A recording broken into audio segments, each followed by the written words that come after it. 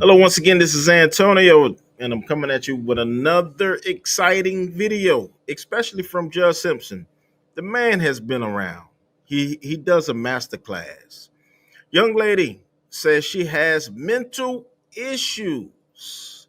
She just started a job. She has congestive heart failure, and she's the mother to the 13-year-old child. But the problem is she's also an addict and she has missed several of her testing dates.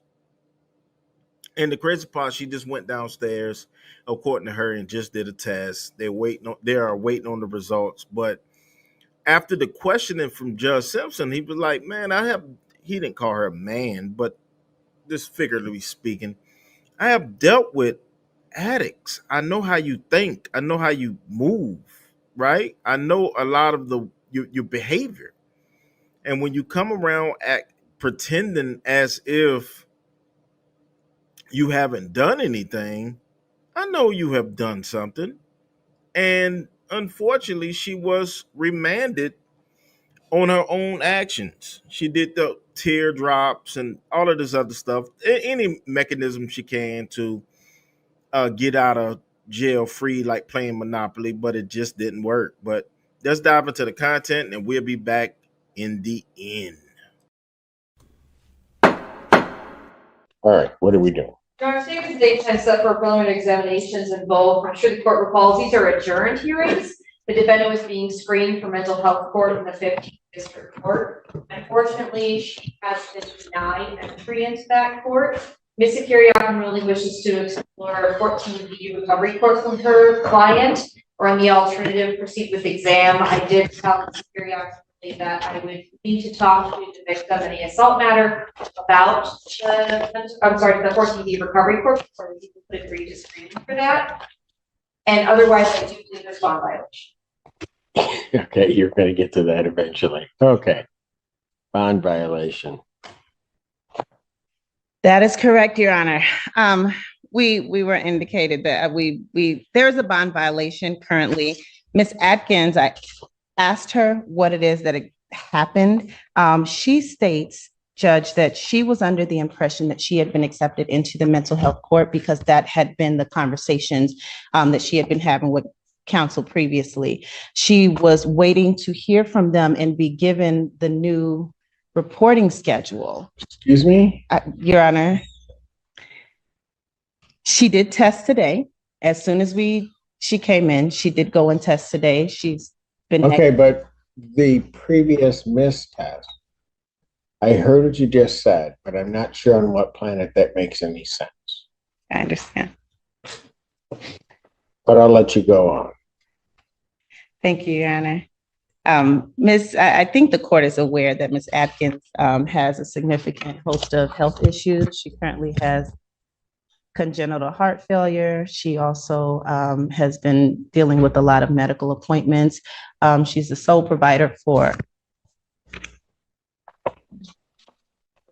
her 13-year-old daughter. She thinks that she just completely misunderstood where she was in the process. What part? She would like to support, Your Honor. Sure, yes. Have at it. Yes, Your Honor. When I met with the mental health court, I was under the assumption that's who I was under now. And when I spoke with CMH Tia, she stated that I would be having to go once a week. I was awaiting that. I completely take full responsibility. It was my misunderstanding of my duty to show up weekly and call. And that is, I am extremely sorry. I have started a new job. I started July 25th. I had one test in June. Yes, and no test in July. 3 weeks ago. And haven't had a test yet in August. Except that you say she went over. She has missed all of her testing. So at what point did she think all of this changed? When I came to the last hearing is when I thought it changed. Prior to that, I had, When was the last hearing? When you came to the last hearing, that's where you thought it changed, right? when I went in and actually met with Mr. Groveling. The mental health. I was also had back surgery, so there may be some myths due to my back surgery. I'm not quite for sure what date. I also had provided, proof of COVID. That was back, I want to say maybe back in May. When he called me on Friday, he told me that I was 7 weeks out. I asked him if I could come in that day. He stated yes. Like I said, I just started a new job. I got up at 4:15, tried calling to see if I could come in. You got a lot of excuses. I'm sorry, Your Honor, you're right. It's. I know, my I'm right. misunderstanding. And the last test, do you have a prescription for opiates? I wasn't on my last, on my last one, I did yes, and they should have all those records for my medical records, from the surgery. Yes, sir. Because I had surgery on June 10th. I haven't been on any medication in quite. June 10th? Yeah, I believe it was June. Then, and you were given. Oh, maybe it was May 10th. When was your surgery? Maybe it was May 10th. Maybe I'm trying to think. 10th. Mr. Sir, Allen. I'm sorry, I'm really nervous. I'm trying. Yeah, and you should be. When was your surgery? I want to say it was June 10th. June 10th is, Then why does an opiate show up in May? because I was on medication prior to the surgery. I was under I was having sciatic nerve pain, so I was seeing a doctor prior to the surgery. Your Honor, if it shows up on the 17th, if you have surgery on the 10th, why on your test on May 23rd doesn't it show up? I may have been taken off. I don't know, sir. I honestly, I cannot answer that. I didn't know I was positive on those. I do know that I was on medication for quite some time prior to the surgery. I don't like to be on the medication. I was doing okay. My sciatic nerve, it was like a hit or miss on some of those until it like the last 3 weeks prior to my 2 weeks prior to my surgery is when it got really bad. I was unable to walk or do anything.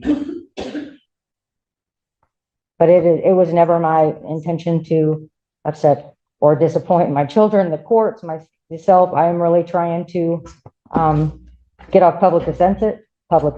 I just recently got off. Like I said, I just started a new job July 24th. Just went in for another job at Trinity that I did all my physical and drug testing yesterday, and I'm supposed to start that. I am the sole provider for my 13-year-old. We have no other family members whatsoever. If something is to happen to me, she would literally have to be in foster care because there is no one. My 19-year-old cannot financially support her, and we will lose everything. And I just would really like a second chance, Your Honor. Judge, can we approach, please? Ms. Lundy, there was something you wanted to say? Oh, not me. Your Honor, I know the court was talking about the opiates. I was able to confirm with community corrections just a moment ago too, on May the 3rd, there's a test, and the COCN is an abbreviation for cocaine. I know. I wasn't sure if the court had seen that abbreviation. It's the first time I've seen it on one of these reports. So I wanted to make sure we were on the same page. Yeah, on May 3rd, she's tested I don't. cocaine. Then next thing I know, so she's got benzos and she's got THC and cocaine in her system May 3rd. May 6th, she misses her test. May 15th, she misses her test. When she finally shows up on May 17th, I have the benzo still in, THC, and now she's got an opiate. She's trying to tell me that it's because of her impending surgery, which is coming up in June. However, her next test on May 17th, she comes up on May 23rd, it's negative, nothing showed. Then she misses her test. She then decides to come in on June 12th, which is after, I think, her determination that she's on some other type of schedule, and she's negative. Then from there on out, she hasn't tested. I had surgery prior to that because I was using a walker. And I don't know what date that was. So I'm going to give you a shot. Ms. Atkins, you can start telling me the truth. I know. Or you can keep going with these excuses. I'm not going to let you go very long because then I just got to do what I got to do. Sir, I've been sober. Okay, I'm sorry. Go ahead. Sir, I have been sober. If I've had some relapses, I have. My testing, has been sporadic due to my inabilities for my,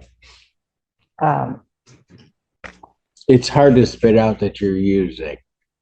I don't want to be an addict, sir. I know, but it's hard to spit out that you're using. That's why you're missing the test. I've missed. I didn't just start doing this yesterday. No, I know you did not, Judge. You're viral. I know that. Council approach. I mean, I'm literally gonna lose my job and my home. I wouldn't be doing this. I'm gonna lose my job, and I just got it July 24th. I'm gonna lose my home, and my 13-year-old has no one to take care of her. I am begging the court. I will go every day. I will do weekend court. I will do whatever, but I can't lose my job, and I don't have anyone to take care of my 13-year-old. Nobody, not one person in this world. Ms. Atkins, I let you go on, hoping that as you went on, you would start being honest. I then gave you the direct opportunity to just be honest. And none of those did you take. Your Honor, I have been honest. I would be willing to take a hair follicle Let me test, tell you what. but I don't want to lose my job that I just I worked know so you hard. don't want to lose your job, and I don't want you to lose your life. I don't want to lose my Because life. what you're doing is you're deciding to test when it is okay for you just to go test. And you're coming back negative.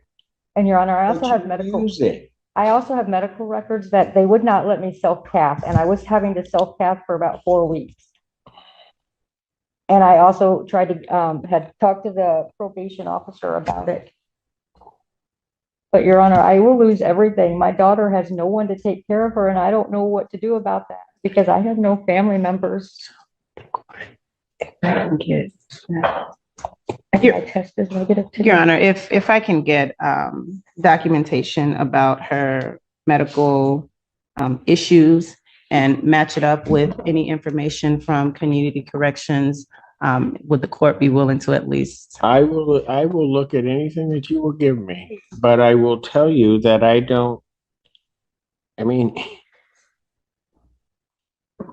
why didn't you go in on the 9th when they told you that they were going to violate you? I tried to go in. I didn't get off until 4 o'clock. I called him. I'm working in Romulus. I left a message with him. I called at 4:15. They told me I had to be there by 4:30. I left a message on his book and that I would come in that day, Saturday, Monday, and Why didn't you then go in on the 12th?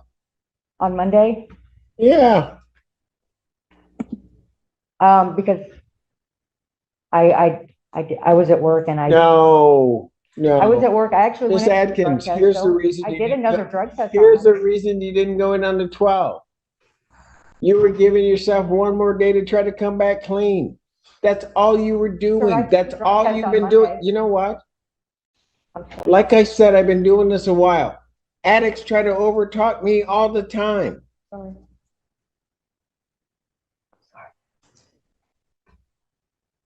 I'll adjourn this matter out to August 22nd, 2024, 9 a.m. or as your invite indicates. At this point, defendant's bond is revoked. Defendant's remanded.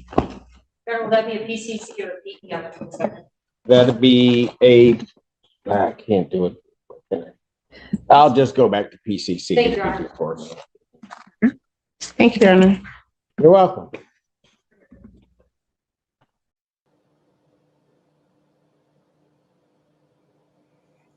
Okay, so thank you for tuning into this video.